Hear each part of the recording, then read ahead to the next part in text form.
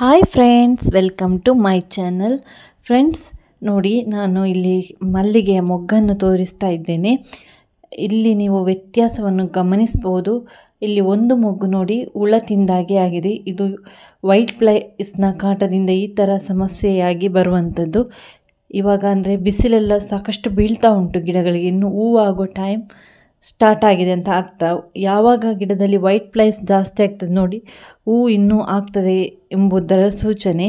ಆದರೆ ವೈಟ್ ಫ್ಲೈಸ್ನ ಕಾಟ ಸ್ಟಾರ್ಟ್ ಆಗುವಾಗಲೇ ನೀವು ಸ್ಪ್ರೇಯನ್ನು ಬಿಡಬೇಕಾಗ್ತದೆ. ಇವಾಗ ನಾನು ತೋರಿಸ್ತೇನೆ ನೋಡಿ, ನನ್ನ ಗಿಡದಲ್ಲಿ ನೋಡಿ ಮೊಗ್ಗುಗಳು ಹೇಗೆ ಬರ್ತಾ ಉಂಟಂತ ಹೇಳಿ.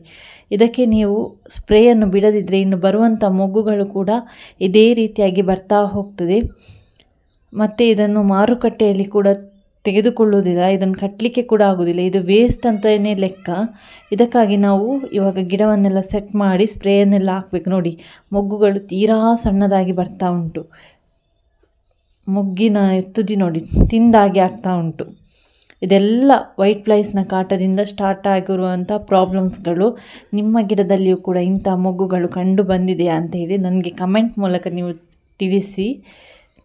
ಇದಕ್ಕೆ ಯಾವ ಸ್ಪ್ರೇಯನ್ನು ಹಾಕಬೇಕು ಅಂತೇಳಿ ನಾನು ಮುಂಬರುವ ವಿಡಿಯೋಗಳಲ್ಲಿ ನಿಮಗೆ ತೋರಿಸ್ತೇನೆ. ನೋಡಿ, ಇದೊಂದು ಮೊಗ್ಗು ನೋಡಿ. ಇಂಥ ಮೊಗ್ಗು ಏನಾದರೂ ನೀವು ಕಟ್ಟಿಕೊಟ್ರೆ ಮಾರ್ಕೆಟಲ್ಲಿ ನಿಮ್ಮ ಹೂವನ್ನು ತೆಗೊಳ್ಳೋದಿಲ್ಲ, ರಿಜೆಕ್ಟ್ ಮಾಡ್ತಾರೆ. ಮತ್ತೆ ಇಂಥ ಹೂವನ್ನು ಕಟ್ಟಿ ತರಬೇಡಿ ಅಂತಲೇ ರಿಜೆಕ್ಟ್ ಮಾಡ್ತಾರೆ. ಹಾಗಾಗಿ ನಾವು ಸರಿಯಾಗಿ ಗಿಡಗಳ ಮೇಂಟೆನೆನ್ಸನ್ನು ಇನ್ನು ಮಾಡಲೇಬೇಕಾಗ್ತದೆ. ವೈಟ್ ಫ್ಲೈಸ್ ನೋಡಿ ಎಷ್ಟೊಂದು ಹಾರ್ತದೆ ಅಂತೇಳಿ ವಿಡಿಯೋದಲ್ಲಿ ಸರಿಯಾಗಿ ಕಾಣ್ತಾ ಇಲ್ಲ, ಆದರೆ ತುಂಬ ವೈಟ್ ಫ್ಲೈಸ್ ಆಗಿದೆ ಈಗ ಅಂದರೆ ಕಸ ಕಡ್ಡಿಗಳೆಲ್ಲ ಬಿದ್ದಿರ್ತದೆ ನೋಡಿ, ಅದೆಲ್ಲ ಇವಾಗ ಬಿಸಿಲು ಬೀಳುವಾಗ ಕೊಳೆತು ಹೋಗ್ತದೆ. ಅದಕ್ಕೆ ತನ್ನಷ್ಟಕ್ಕೆ ವೈಟ್ ಫ್ಲೈಸ್ಗಳು ಹುಟ್ಟಿಕೊಳ್ತದೆ. ಇನ್ನು ಜಾಸ್ತಿ ಹೂವಾಗುವಾಗ ಸಹ ಇಂಥ ವೈಟ್ ಫ್ಲೈಸ್ಗಳು ಹುಟ್ಟಿಕೊಳ್ತದೆ, ಮೊಗ್ಗನ್ನೆಲ್ಲ ತಿನ್ನಲಿಕ್ಕೆ ಬರ್ತದೆ. ಅದಕ್ಕೆ ನಾವು ನೋಡಿ, ಈ ಎಲೆ ನೋಡಿ ಎಷ್ಟೊಂದು ಮುರುಟ್ಟಿಗಟ್ಟಿ ಹೋಗಿದೆ ಅಂತ ಹೇಳಿ. ಇದು ಕೂಡ ಹುಳದ ಸಮಸ್ಯೆಯಿಂದಲೇ ಹೀಗಾಗೋದು. ಹೀಗೆಲ್ಲ ಆದರೆ ನೀವು ಬ್ಲೂ ಕಾಪನ್ನು ಸ್ಪ್ರೇ ಮಾಡಿ ನಂತರ 15 ದಿವಸ ಬಿಟ್ಟು ವೈಟ್ ಫ್ಲೈಸಿದು ಸ್ಪ್ರೇಯನ್ನು ಮಾಡಬೇಕಾಗ್ತದೆ. ನೋಡಿ, ತುಂಬ ಮುರುಟ್ಟಿಗಟ್ಟಿದಾಗೆ ಬರ್ತಾ ಉಂಟು ಚಿಗುರೆಲ್ಲ. ಈ ಥರ ಆಗಲಿಕ್ಕೆ ಬಿಡಬಾರ್ದು. ಇವಾಗಲೇ ಸ್ಪ್ರೇ ಮಾಡಿ ಇಂಥ ರೋಗದ ಲಕ್ಷಣವನ್ನು ತಡೆಗಟ್ಟಬೇಕು. ನೋಡಿ, ಈ ಮೊಗ್ಗು ಸರಿಯಾಗಿ ಬಂದಿದೆ, ಇದರಲ್ಲಿ ಯಾವುದೇ ಸಮಸ್ಯೆ ಇಲ್ಲ. ಕೆಲವೊಂದು ಗಿಡದಲ್ಲಿ ಸರಿಯಾಗಿ ಬಂದಿದೆ, ಕೆಲವೊಂದು ಗಿಡದಲ್ಲಿ ಮೊಗ್ಗುಗಳು ತಿಂದಾಗೆ ಬರ್ತಾ ಉಂಟು.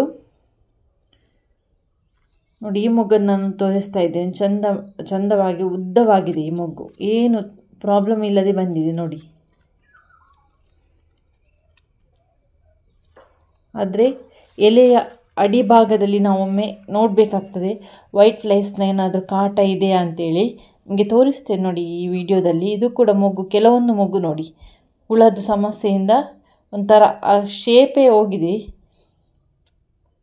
ಇಲ್ಲಿ ನೋಡಿ, ಇನ್ನೊಂದು ಮೊಗ್ಗನ್ನು ತೋರಿಸ್ತೇನೆ ನೋಡಿ. ಎಲೆ ನೋಡಿ, ಇದೆಲ್ಲ ಹುಳದ ಸಮಸ್ಯೆ ನೋಡಿ. ಇದರ ಎಲೆಯ ಅಡಿಭಾಗದಲ್ಲಿ ನಿಮಗೆ ಬಿಳಿ ಬಣ್ಣದಲ್ಲಿ ಕಾಣ್ತದೆ. ಇದೆಲ್ಲ ವೈಟ್ ಫ್ಲೈಸ್ನ ಕಾಟದಿಂದ ಈ ಥರ ಆಗಿರುವಂಥದ್ದು. ನಿಮ್ಮ ಗಿಡದಲ್ಲಿಯೂ ಕೂಡ ಇಂಥ ಸಮಸ್ಯೆಗಳು ಕಂಡು ಬಂದಿದೆಯಾ? ಅದಕ್ಕಾಗಿ ನಾವು ವೈಟ್ ಫ್ಲೈಸಿದು ಸ್ಪ್ರೇಯನ್ನು ಹಾಕಲೇಬೇಕು. ಆ ಸ್ಪ್ರೇ ಯಾವುದು, ಯಾವಾಗ ಹಾಕಬೇಕು ಎಂಬುದನ್ನು ನೆಕ್ಸ್ಟ್ ವಿಡಿಯೋದಲ್ಲಿ ನಾನು ನಿಮಗೆ ತಿಳಿಸ್ತೇನೆ. ಈ ವಿಡಿಯೋ ನಿಮಗೆ ಇಷ್ಟ ಆದರೆ ದಯವಿಟ್ಟು ನನ್ನ ಚಾನಲನ್ನು ಲೈಕ್, ಶೇರ್, ಸಬ್ಸ್ಕ್ರೈಬ್ ಮಾಡೋದನ್ನು ಕೂಡ ಮರಿಬೇಡಿ ವೀಕ್ಷಕರೇ. ಮತ್ತೊಂದು ಹೊಸ ವಿಡಿಯೋದೊಂದಿಗೆ ನಿಮ್ಮ ಭೇಟಿ. Thanks for watching.